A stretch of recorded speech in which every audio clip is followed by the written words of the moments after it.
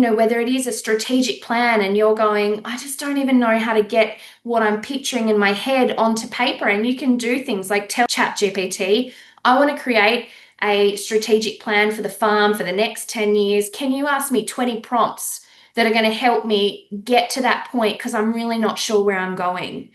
And just that on its own to generate prompts to allow you to think broadly can be so hugely helpful, particularly if you don't have the money to have someone to counsel you through that process, or if you don't have the time.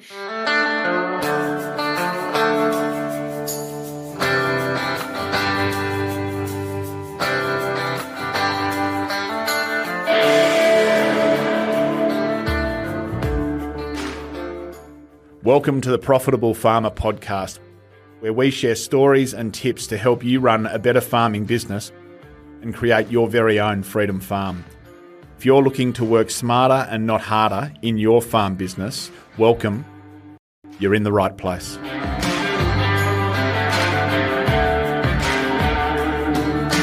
G'day and welcome to Profitable Farmer. In this episode, I'm delighted to welcome Dimity Smith to our podcast and to explore a new but fundamentally transformational technology in AI. Dimity is now an expert in ChatGPT and runs workshops tailored for farmers and agri-businesses. And so it's wonderful to have Dimity here to explore what is the technology, how's it impacting us, and how as farmers can we make the most of it.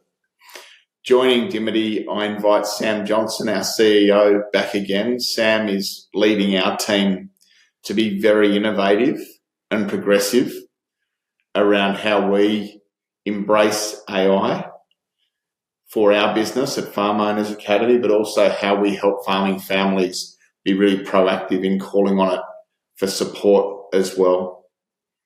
Dimity Smith is the founder and director of GRO Events Group, a rural-based events and communication company delivering impactful, purpose-driven events across agriculture, energy, health, and rural community sectors.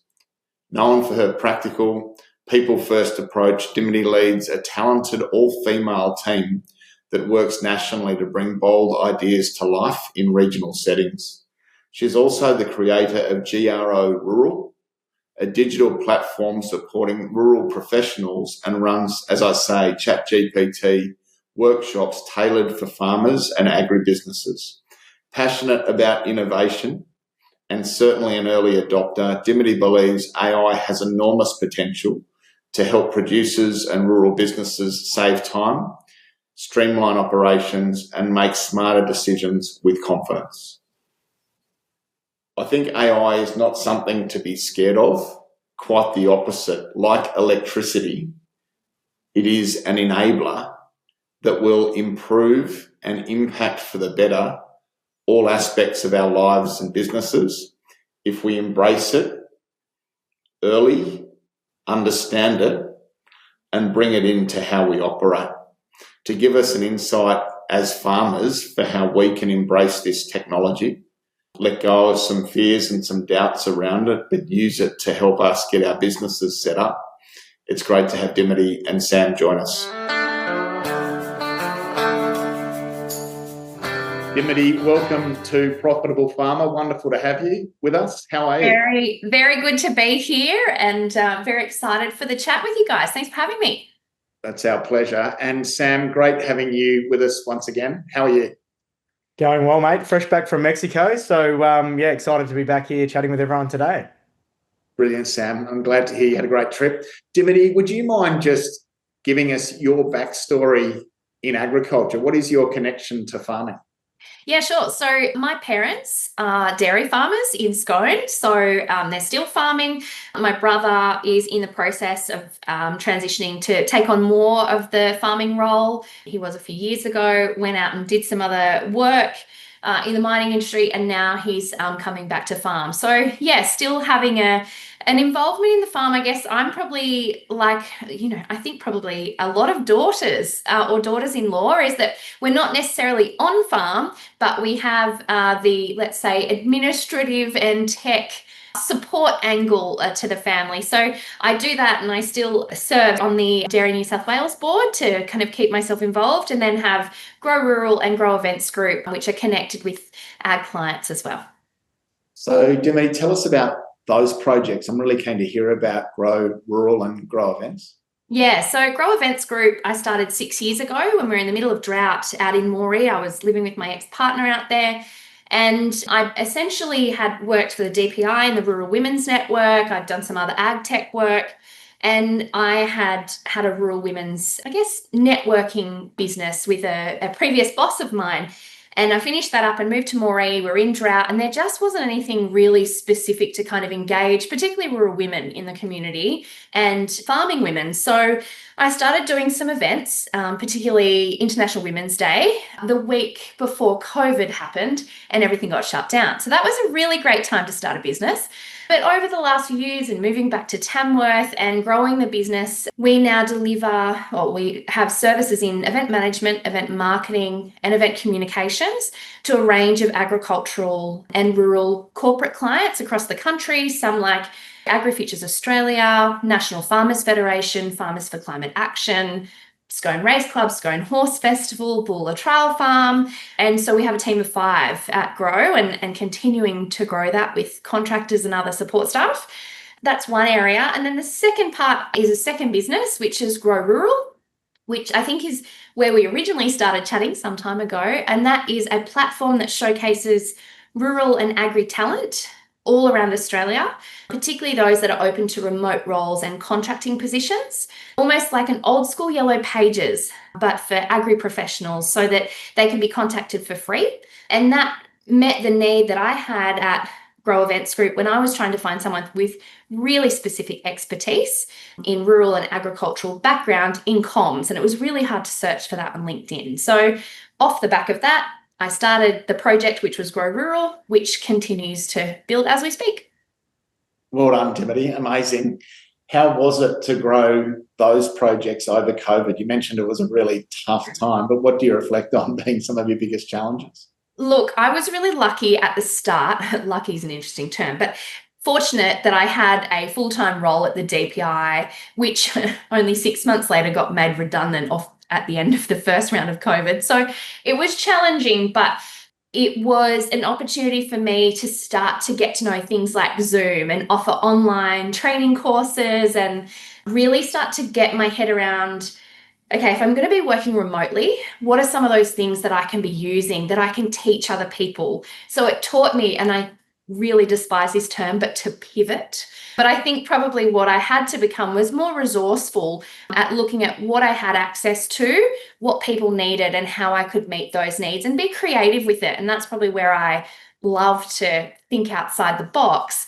And so that really honed those skills. And I think that's really what I learned from that period of time, is that you just have to think on your feet and give it a crack. If it doesn't work, you stop and you take another tact in trying to achieve the outcome you want to achieve. That gives us a perfect intro into this conversation today around AI. Thought it might play in. We really appreciated your presentation to our members recently on this topic, and it's great to have you talk to us about ChatGPT and AI and the potential and the opportunity that brings for farming families. How have you landed to have a real interest in AI and ChatGPT, and what's your journey been around it so far? So I am someone who, my car dealer man in Tamworth told me ages ago, I think you're an early adopter. And I think I've always been that person that I want to know what's happening. I want to know how I can use it, and I'm hungry for information. So I'm just naturally, I think, quite inquisitive. And maybe part of me, you could look into the psychology behind this, but I've always wanted to be really good at things. And I think part of that has been, okay, if there's something new and I should know about, I really should look into it and really get to know it. And rather than trying to get to know everything, I think it's really important to find that thing that you see as, whether that's the next wave of technology or farm machinery or whatever that might be. It's important to jump on it and really start to get to know it. And I think I'm someone that I've spoken to you about this too, Hutch, that I'm not about the tech wizardry behind it. I'm not about the person that knows the intricate details of how artificial intelligence started. I'm about applicability and practicability of things. Or, can I really use this and can this help someone? And is this going to save me time? I'm about efficiency. In my business, we bill by the hour. So, like your accountant or your legal team, like any consultant, we're on the clock and we need to be doing things that are really efficient. And I think for your listeners on farm, they don't have time to mess around creating documents that take weeks to put together. And I think for me, when you're in a small team or on your own, you have to have so many hats. And that's where I thought ChatGPT provides a great opportunity. And I sort of just started playing with it. I started to look into it and I saw people doing things with it. And I thought, how can I build on this? What can I just learn a little bit more? And it initially wasn't so I could teach other people, it was so that I could be more efficient. And obviously, the less your outputs are and the more you can get out of a resource that you have, the better. And so I went to a workshop just with the University of New England. It was a 2-hour workshop. And that really solidified it for me because it was just something on these things called bots or GPT, generative pre-trained transformers. Don't need to know what they are, just know it's part of the title of ChatGPT. And I learned so much about how it can be an expert in particular fields of work and help your efficiency. And that's where I began to love it. And I started to apply it to lots of different things at work. And even my team members are like, Dim, we still don't get this. Can you, what are you on about? And I just got so excited by how much more efficient I could be and proficient in particular areas that I'm not an expert and I don't need to be, nor do I have the time to be. And a perfect example of that is recently helping a friend who's on farm with a safe operating procedure for their tractor, something that they didn't know how to do. And I don't know about this particular John Deere RX, whatever it is, but the manual can be obtained through ChatGPT. And working through things like that are exceptionally helpful, particularly when you're low on resources. And that's where I started to just love the opportunity I saw to save time. Sam, what's your take on ChatGPT and the opportunity that Dimity mentions? Yeah, I think it's like all these transformational technologies that come in, Hutch. It's an enabling technology, and it's going to change the way we all work over the next 3 years. It's already changing the way we all work, and I think it's easy to be scared of things that are new or different, or worried about what the implications might be. Or you can get in and have a crack and see how it might, where it might be applicable for you and your business, and where perhaps it's not as useful, and focus on learning what you can so that you can get into it. And we're already seeing, Hutch, some pretty cool things happening across our community with our membership base, and a lot of things that farmers find hard, like just trying to get out of their head what it is they're actually trying to say. Things like ChatGPT are really great at giving you the language that you're trying to express something in, and in your own words. So it's pretty cool. What do you think are some of the fears or misconceptions, Dimity, around ChatGPT across our farming community? I think there's a lot of fear, almost like artificial intelligence as a full umbrella, like if we're staying underneath that. There are these fears, and I've had people say to me, these are going to take over our jobs. These are going to take, our companies away. They're going to do this. But something I say in all of my workshops is with ChatGPT, just as one example, you may prefer to use Copilot, or you may prefer to use Google Gemini. Like there's lots of different options on the market. ChatGPT is just the one that I've built skills in. But I talk about it that ChatGPT is responsible for gathering information. You are still accountable. And I think that's the thing to learn. And I talk about it. It's your digital co-pilot. It is not meant to replace you or your unique thoughts or your learning and understanding, but it can really help sharpen and polish the work that you're doing. Whether it is a strategic plan and you're going, I just don't even know how to get what I'm picturing in my head onto paper. And you can do things like tell ChatGPT, I want to create a strategic plan for the farm for the next 10 years? Can you ask me 20 prompts that are going to help me get to that point because I'm really not sure where I'm going?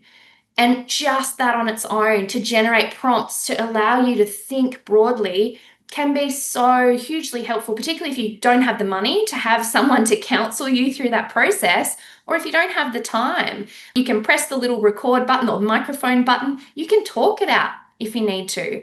And I think that's the thing, is that there's also a fear that this is all technology and it's all computers and it's so full on. It's really just a chatbot coming back and forth to help you. And I think unless you've sort of had the training, and I'm really grateful I've been able to do that with your farmers, it really is just about getting in there, having a look at it, and then it takes some of the fear away. Thanks, Dimity. Sam, would you mind just sharing a couple of examples from our community around how some of our members are really making the most of leaning into ChatGPT? Yeah, there's so many different applications. Like some that jump to mind that have been immediately useful for people is writing grant applications. There's a lot of paperwork that goes into that, and often it's not, very specific criteria that you need to meet and those sorts of things. Helping them with systems, as Dimity's already talked about. So taking a lot of information and condensing it into actionable steps and kind of getting that 80-90% draft done so that then they can do the final tweaks or interact with the GPT to get the final tweaks done. Recruitment, like improving your job ads, improving your role descriptions for the role you might be trying to hire for, all those sorts of things. Even just wording emails, like you're trying to negotiate with a supplier or something like that, and you've kind of got the idea of what you're trying to say, and you can get GPT to help you write an email that's more persuasive or stronger. So there's just or more sensitive. or I more think that's sensitive, the yeah. point. Dealing with a sensitive team communication or something like that. So yeah, there's just, once you start interacting with it, there's so many different applications. I was just so intrigued watching one of our members put their strategic plan through ChatGPT, as you mentioned, Dimity, and just asking it to refine their vision, their 10-year goals, their core values, and make them more articulate and make them more personalised and make them more aligned to who they are. This family, they were struggling to get the words down in the way that really resonated with who they were as a family. It was amazing to see what ChatGPT came back with to help them refine the accuracy and the quality of their strategic plan. And I think on that front, just touching on to the end of that, is that with ChatGPT, you don't have to be great at spelling. Like, I think that's a really important thing. There's fear around, oh, well, I'm not good with computers, or it can be in dot points. It can be in jumbled language. It can be just getting your thoughts out in multiple sentences that might not have any structure. It works it out for you. And I think sometimes that can be really fear-provoking as well for people who perhaps might be a little bit older, or they haven't been in the workforce for a little while, or even around computers. They might just not be that way inclined. And I think this is a really great approach, because if you can send a text message, or if you can be on social media, have a Facebook or Instagram account, you can use ChatGPT. Honestly, Facebook can be a nightmare, but if you can use it, you can use ChatGPT. Or Dimity, for farmers, most farmers like talking and are good at interacting, and you can just you just hit the voice record button, you just talk into it. Exactly. So you don't even have to type. So for our listeners that haven't yet been in and had a go, can you just literally show them or talk through with them how they can best get started? Where do they go? What do they sign in for? Free versus paid version? And then how would you encourage them to get started? So the first thing that I like to say is always sign up on your desktop computer. Some people like to sign up on their phone, which is fine. But I find that in terms of ease of looking at the platform, the most features that will be helpful to you, it's really good to get that set up on your desktop first. So what you do is you go to www.chatgpt.com. Now, don't get those letters mixed up, because you will get spam things coming through when you go to that website. And I've had a few people going, this doesn't look right. And I'm like, please do not go to that page. But I think the thing is making sure you go to chatgpt.com. It'll ask to set you up a username and password. It'll ask you for your date of birth and the purpose of why you're using it. Some people say to me, oh, should I share my date of birth? Like, that's personal information. I think you should, because if you need to log back in, you need that information. And particularly if you have been doing anything really important for your business, you don't want to lose that login. So make sure you've got it documented down. And what will happen is you'll get an email where it'll ask to verify, and then you'll jump back in, log in, and then you're in. I always say to people, the main thing you can do first is just have a look at the page. Up on your left-hand side, depending on, hopefully there's no edits after this goes to air, but up on the left-hand side, you'll have new chat. I always say if anybody ever gets lost, go back to new chat.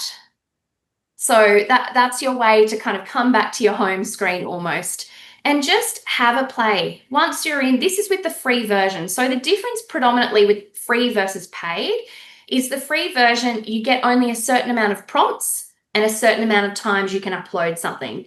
And then with the paid version, it's a little bit faster and it doesn't stop you with the amount of prompts. Like, you can kind of keep rolling with it. And I feel like it's got better processing speed and better reasoning. You just get, I think if you're using it regularly, the paid one is absolutely worth the money.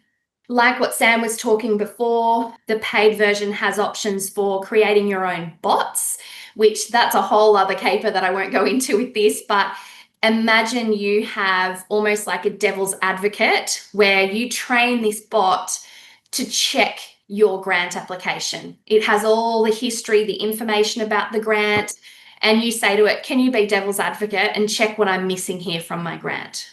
And that's different to a plain chat. That's setting up a full bot scenario or a GPT. But basically, I would say one of the easiest things that you can do, and I did this today as a demonstration in a workshop, is provide me the weather outlook for my region in the next 6 months. What are the best planting conditions for me here? And match that to this. Or we did one last week, a spray drift guide, and ask it to reference Australian sources, particularly New South Wales. We said refer to the New South Wales DPI spray drift information and any other major Australian spray drift organisations with recommendations for best conditions when spraying, or legislation. So just have something, just play with it, ask it questions. You can even, I love doing this one just to almost freak people out, but if you do end up signing in on your computer, download it then on your phone, on the app or your iPad, use the same login information, go to your fridge, open your fridge, take a photo, and there's a little plus sign at the bottom where you upload that. Ask it, based on what's in my fridge right now, what should I cook for dinner? That is just a start. And that takes away the fear of it. And you go, oh, this is a bit novelty. I'm going to give that a crack. And I think just even that thing takes away so much fear because it makes it fun. It doesn't have to be something scary and you go, oh my gosh, this is so cool. And I think that's the best place to start. Thank you, Dimity. Sam, what's your comment on where people might start? I think that's exactly what Dimity said is how to get going. Just open it up and interact with it. Find something you're interested in. Researching, I think, is a really great place to start. You can access everything that's available on the internet through ChatGPT and you get a really nicely summarized document. You can interact with what comes back to you and ask it to give you different perspectives and those sorts of things. So if there's something you're interested in researching, a holiday, could be an itinerary for a holiday or something like that, could be a great place to start and just see what it gives you and whether it makes sense for you. Yep. And it can be, I want to run 10 kilometres in 5 months from now. Can you recommend me a program? Or my recommendation would be don't, but no. Whatever floats your boat. Don't do the 10Ks, make it 5. And we can upload documents and ask it to critique job descriptions, induction checklists, work health safety procedures. Would you mind spreadsheets? Would you mind just speaking to how we can actually have it help us critique and improve our farm operating systems? Yeah, absolutely. A great example of this is using an Excel spreadsheet. with data on there. So it might be whether that's spray logs or whether that's, I mean, with Grow Rural, our platform, we have, over 100 people on there that have all different kinds of inclusions of what their hourly rate is, where they're based, what type of work they're open to, what field they're in. And we can download that in an Excel spreadsheet. And I am not a wizard when it comes to numbers, statistical analyses. Stats was my lowest subject at uni. It's never been my strong point. However, what you can do is, and again, this is really important to think about, and I talk about this in the workshops that we do, you need to think about, are you happy if this data is known? If there was some issue where it was released out into the world, I mean, you have to think about, is someone really going to worry about me, my one person in Tamworth, when there's billions of accounts around the world doing billions of prompts every day? But it's something you do need to think about with anything in artificial intelligence. Where could this go? Where could this end up? You have to think about that first. But I got that information off our website because it's readily available. Anyone can access that. So with the little plus symbol near where you enter in your chat, it asks, would you like to upload a file or a folder? And that's where I would upload the Excel spreadsheet. And then I ask it and say, can you please do some analysis on this? I've got a presentation in a few weeks' time. I just want to know some general stats about trends on our Grow Rural website. I want it to be really understandable and straightforward so that I feel really comfortable with this knowledge. And it will just do that for me. Again, it's responsible. You're accountable. You need to check the data. You're still responsible to go through and check it. And like I said, it might be your profit and loss statement if you're really comfortable with sharing that. Like I know my family, we've talked about things like this. There's certain things that they do feel comfortable sharing. And it might be previous invoices from, where they get their stock feed. It might be the last 12 months of statements to go, okay, well, where has our biggest spend been? Add this all up, look at this. What could we potentially change for next time? And I think it's about asking lots of different questions because I think people are fearful. I don't even know what to ask it. What do I want to do with it? You can even upload it and say, what kind of questions do you think would help me figure out some information about this? And it'll give you prompts to help you. And I think that's the same thing for like uploading images. Even my dad, I think he was looking for, there was a particular condition that one of the cows had, and he wanted to know what the alternate therapy options might be. So it was just researching that to go, what are some other things that we could do if we weren't going to go down a medicinal route? What are some electrolytes, or is it potassium that I need for this? Or what does that look like? I think it's just about asking lots of different questions and continuing with follow-up prompts. And I always say, you only get out what you put in. I'm pretty sure that was from a neutral grain ad back in the day, but it works the same for ChatGPT.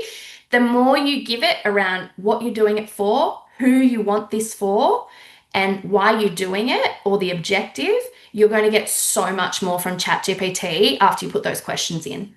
Dimity, with the paid version, how can you teach it more about you and your business so it continues to become more intelligent over time? Yeah, so an example of this is when you start to work with it more. I had the Rural Women's Award that I was part of. I was a finalist for New South Wales ACT, which was really exciting. But I had so much work I needed to prep for that, and I just felt so overwhelmed. I knew some of the questions, I didn't know others. And so what I would do is I would go and find things that I have written myself, and then I would upload those, and then I would say, can you write responses to these or tweak this based on my tone of voice? And then I would say to it, can you please ensure you always use tone of voice the same as me, like this, for anything related to Rural Women's Award or where I'm doing preparation? So again, like I wouldn't say I'm someone that sits down and can write everything myself. I have people in my team who are comms experts. I'm the event director. I'm not naturally a writer. So I needed help with prompts and tweaks, and that's where I would explicitly tell it what it needs to do. So for instance, a few weeks ago, well, one of the things I always do is ask it to use Australian English. And what you can say is you can explicitly say to ChatGPT, always moving forward beyond this day, only use Australian English and spelling. And you'll see this little circle pop up and it says memory updated. And that means that moving forward, ChatGPT will remember that's how you want your responses to be. It's a great example of how we can teach it to write in our personal language and our style. Yeah. And with the paid version, this is going to sound hilarious, but I actually have sometimes with our social media, I like to maintain a continued and consistent tone of voice, particularly probably how I sound more than anything. And so I have a bot that's been created based off lots of different things I've done in the past so that I can tag it into a topic and say, can you rewrite this, but make sure it has my tone of voice? So I've trained it up to that point. And even a few weeks ago, I asked it to do a blog post about what are the main ways someone can see you've used ChatGPT. And then I said, okay, well, if I don't want you to have this identifiable in my content moving forward, what do I need to do? And it said, just tell me that's what you want me to do moving forward and I'll do it. So I literally wrote, please never use any of the above things that people will note as ChatGPT or AI created content ever again. It was like, noted, never again. Tell it what to do. Sam, can you just give some examples of how our team are calling on ChatGPT to help them be more effective and efficient in their respective roles at Farm Owners Academy?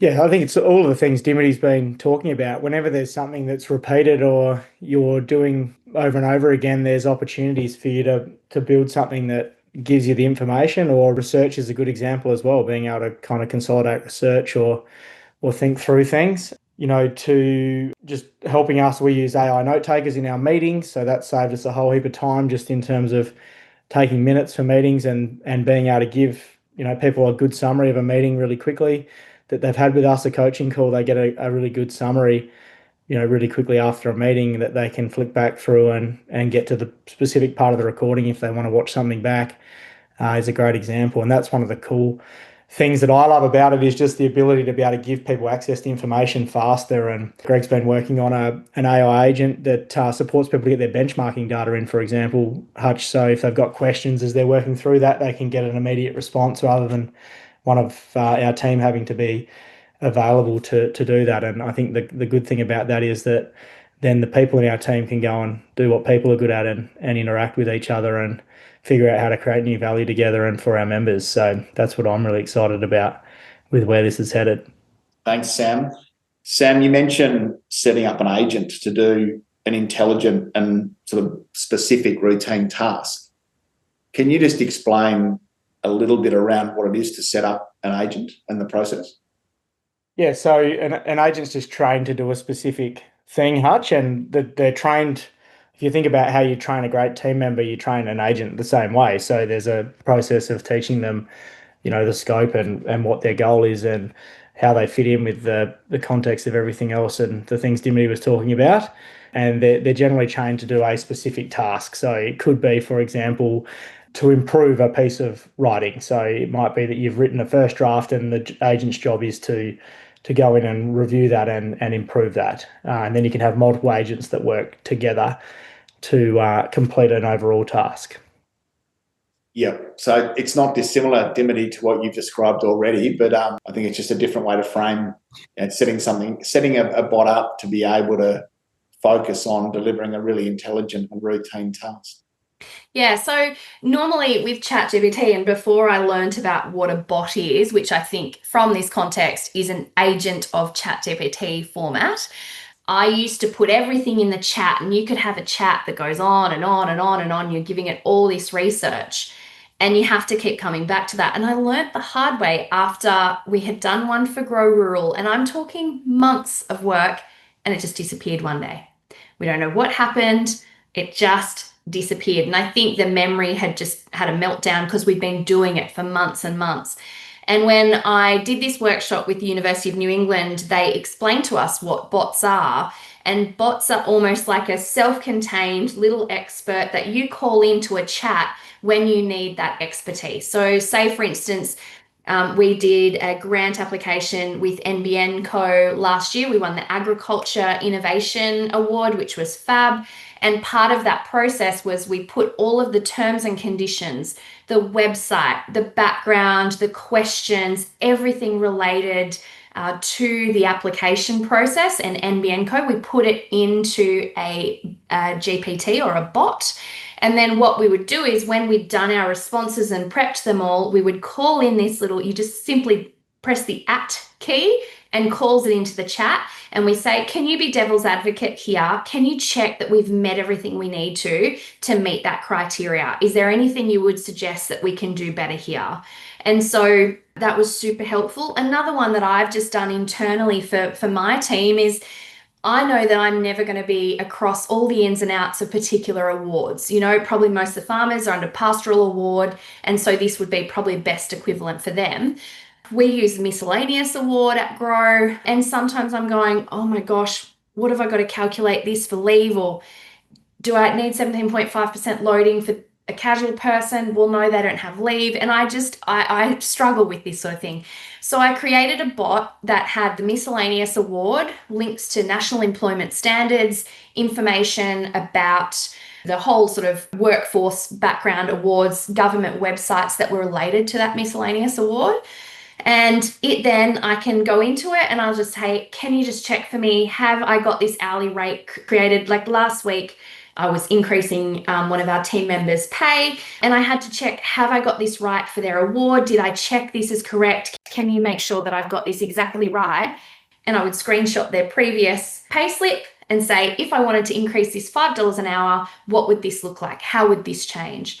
And that has been so helpful, particularly I know with farmers, like a small business like mine, you don't have those resources and you can't afford to go to your accountant or a lawyer every time you have a question like this. So you're saving time and money and feeling more confident that you can find that information if you've got the help with ChatGPT. Dimity, you run AI workshops. Yes. How can people register and get involved in those? And then yes. After that, what else do we need to know? Okay, well, first of all, I'm actually offering one-on-one sessions. So people can just send me an email, dimity@groevents.com.au. Happy for you to add those to the show notes. What I've done is it's normally better to have like either a council or an organization, or even if there's a group of farmers that want to get together and say, you know, we want to get together and have 10 of us, can you come to our community and we'll you know, put this on with you. And I'm super happy to do that. So I'll travel anywhere. I do think you really need and get the best out of a 2-hour in-person workshop. Like I think 3 hours can be exhausting, but 2 hours I think is really good where we can really get stuck into things. I did a 1-hour lunch and learn power workshop today. That's so fast that you kind of got to be in there and ready to go. But essentially it's really about getting in touch. We do tailored to what you need, whether that's one-on-one, go and have lunch here in Tamworth, or I come and have a day with you and we work on your HR policies and procedures and standard operating procedures or safe work method statements for the farm, or any of that stuff to help you feel comfortable, whether that might be a family. You might have multiple family members in your business and we all get around the kitchen table and we put it on the TV with HDMI cord. Like that could be an option as well. So it's really about getting in touch, figure out what would be helpful to you, and then we kind of come up with a bespoke option. I've only got sort of private sessions for the next few months, but if we have any more, you can just follow on Grow Rural or Grow Events group, and that's where we'll put it on the site when we have any, on our social media if we have any workshops coming up. Perfect. Thank you. And what else do we need to know? I think I had a question from someone today that says, is content that's human created going to outplay or outlast ChatGPT content in future? And I thought that was a really good question.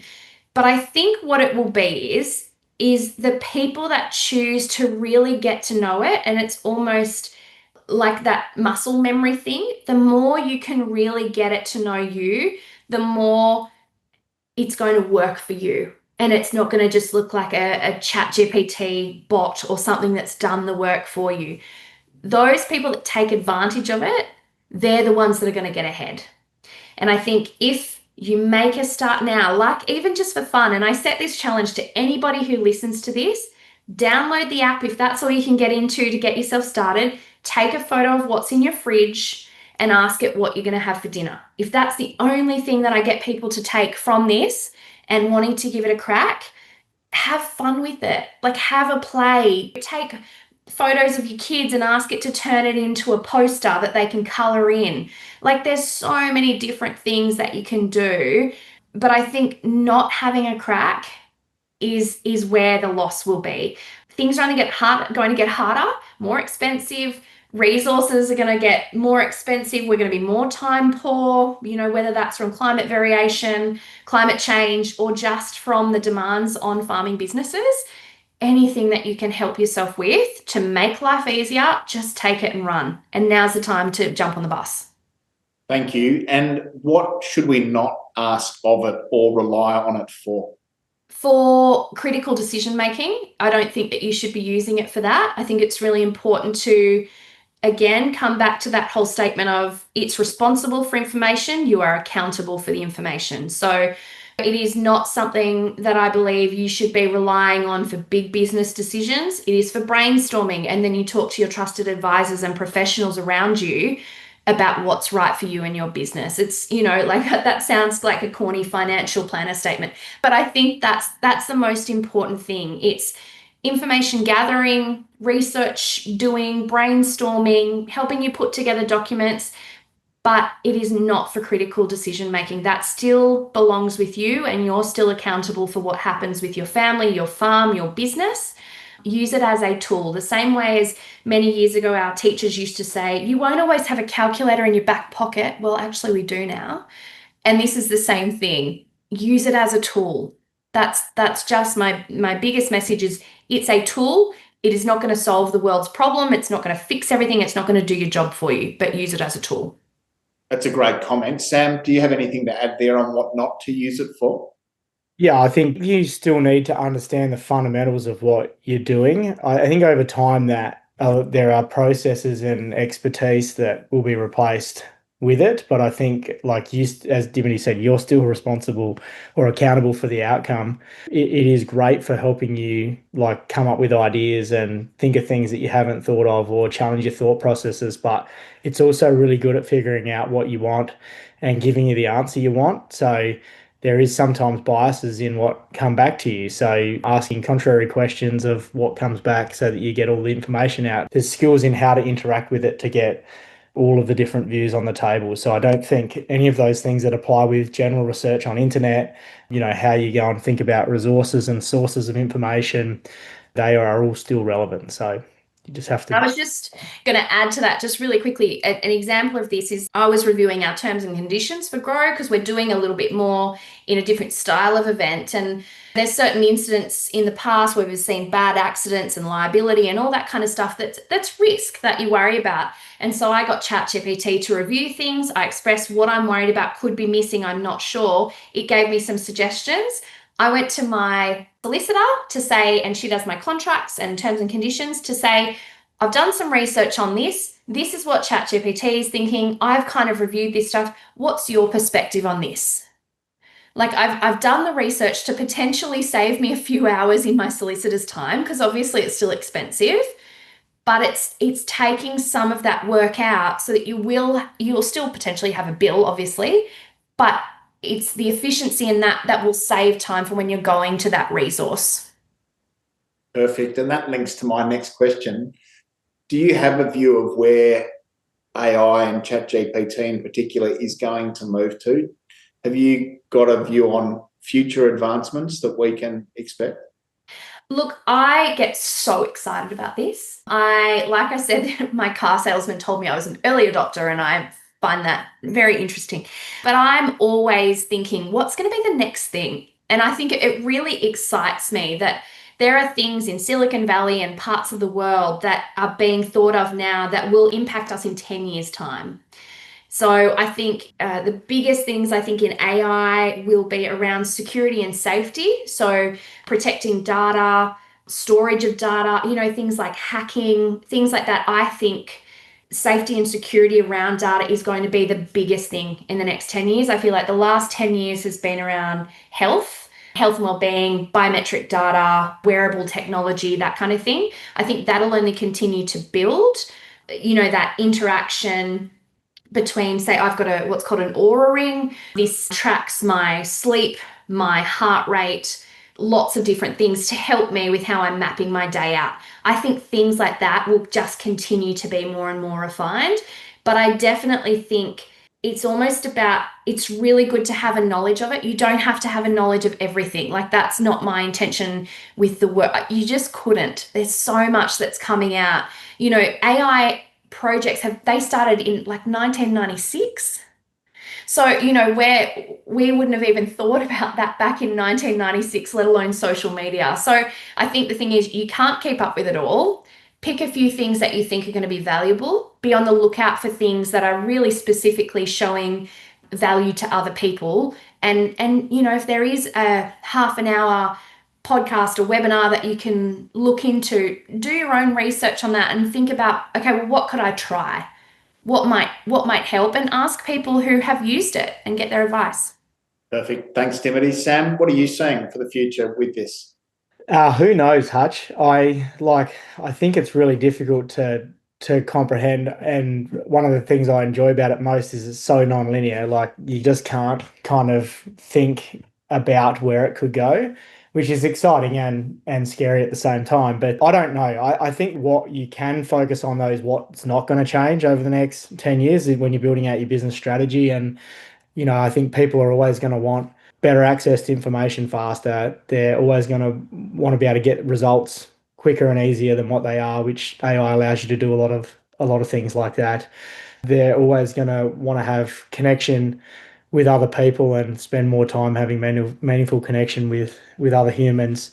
We're always going to need food to feed the world, good quality food to feed the world, and agricultural products. So, the fundamentals of what our members do is not going to change, but perhaps the way that we kind of interact as teams and the systems we have to interact with and the way that we use technology is going to change, and what technology can do for us is going to change a lot. But it's so hard, Hutch, to kind of answer that question. I don't think anyone can realistically give you an answer that's going to even be close to what could happen in the next 3 to 10 years. I think on that note, Sam, sorry, Jeremy, I was just going to say that the only constant in farming is change. Mm. And the whole world right now. And so I think being curious is the most safe experience you can almost tell yourself to have that doesn't bring up any negativity. And I think if you can look at any of this new stuff that's coming purely with curiosity, if you change it from being like, I don't want to do this, this is too much, changing that to soften to just say, I'm just going to be curious about it. Just that totally changes your approach. And that's the only thing I would say, is that we're going to keep having this stuff coming in. Just be curious. That takes away some of the fear. I think that's a great comment, and that was going to be my comment to finish on. Dimity, thank you. I think with technology, structural change is happening exponentially more quickly. And so, it took us hundreds of years to create the periodic table, tens of years to create vehicles once we knew those elements, and then the internet, and now social media, and now AI. Like, there's nothing surer that change is going to keep coming at us at an exponentially faster rate, but it is often and normally set up to improve the quality of our lives beyond our comprehension. And I think that's the really exciting thing about AI and ChatGPT, is that it's a massive enabler that's going to make life better and more efficient and more effective for all of us, and certainly for those that are proactive and curious and open-minded and willing to embrace it. And Dimity, it's been wonderful to connect with you, just to talk about what's possible with AI and ChatGPT, to demystify it at least a little bit, and to challenge our members to embrace it, because it can support you to really professionalise your farms and support your research and your ability to get stuff done so much more effectively than perhaps anything that's come before us. Dimity, have you got a final comment for our listeners? No, I think probably that just sums it up, but it's just have some curiosity with it. Be open-minded. And I know that is really tough for some people, particularly when it feels so foreign. I mean, they probably say, oh, well, you use technology every day, which I do, which is why I felt comfortable. But I think, again, if there's any opportunity, like I said, you can do one-on-one with me or with anybody else who might be, with much more expertise than me, but just slow it down. Just take that time. If that's what you think you need and you're like, I'm someone that needs one-on-one and I just want to sit down with my cup of tea and talk this through, that can happen. I think there's always a solution to work out how you can get your head around it. I think it's just about being curious. That's probably all I'll say. And yeah, I'm super happy to support any of the farmers that you have in the program, past or future, to help them get on board. Perfect, Dimity. Thank you. And Sam, a final comment from you? I think have a go would be my take, Hutch. And I've heard AI talked about it's electricity. So the large language models that Tim was talking about, GPT, Gemini, and Copilot, are really like the transmission, generation, distribution network of electricity. It's all been installed like in a year across the whole world. And what's cool and what's happening at the moment is everyone's building the toasters and the washing machines and the coffee machines and all the stuff we plug into it that makes our life better. So I think get in and have a play. We're in the early stages. It's a pretty cool time to be around and in business. And yeah, there's some really interesting and exciting stuff to come. And I think if you're part of it, it's easier to not to get left behind than if you're on the sidelines waiting for someone to help you get started. Thanks, Sam. Great comment. Dimity, thank you for putting on your workshops. Thank you for offering one-on-one support to those that would like it. We'll certainly share details of those in the show notes. And thank you so much for your time just to have an initial conversation around ChatGPT in particular, but how people and how our farming community can really make the most of this new enabler. Really appreciate your time. Thanks so much. And I'm really excited to see how the farmers get on board. Thank you, Dimity. Thank you, Sam. Take care, everyone, and bye for now.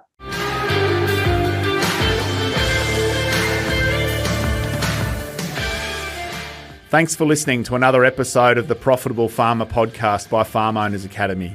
If you're new to this show, be sure to follow us. If you've been a long-time listener, let your friends know about us or come continue the conversation in the Profitable Farmer Facebook group.